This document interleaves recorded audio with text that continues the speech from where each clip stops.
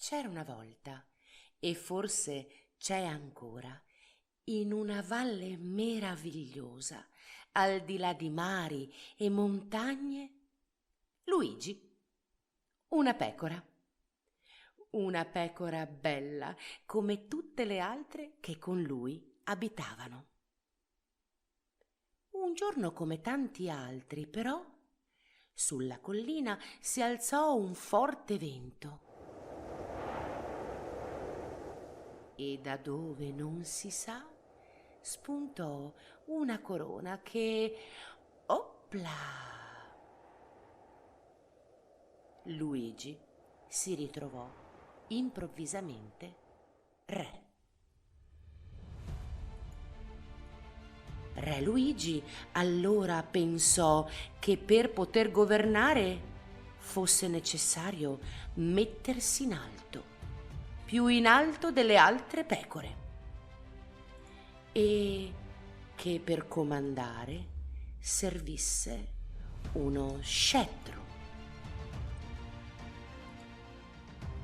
e che per essere più importante delle altre pecore servisse un trono su cui star comodi,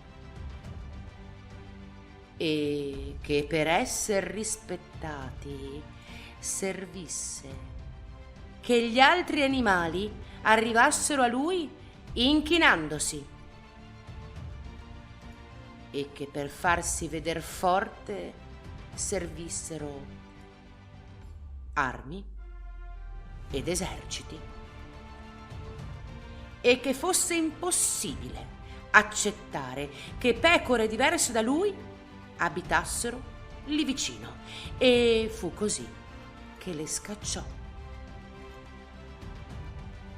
E le scacciò così lontano che non le potesse nemmeno vedere. E pian piano, ovunque, scendeva tristezza. Ma una sera, d'improvviso, si alzò nuovamente quel vento e via!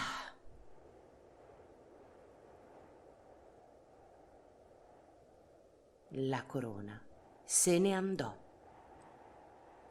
Luigi la cercò, la cercò, la ricercò, ma per fortuna nessuno più in quella valle la rivide. Da quel giorno, se s'alzava il vento, le pecore si nascondevano per non ricevere mai una corona così in testa, e tutte importanti e tutte diverse vissero felici e contente per il resto dei loro giorni.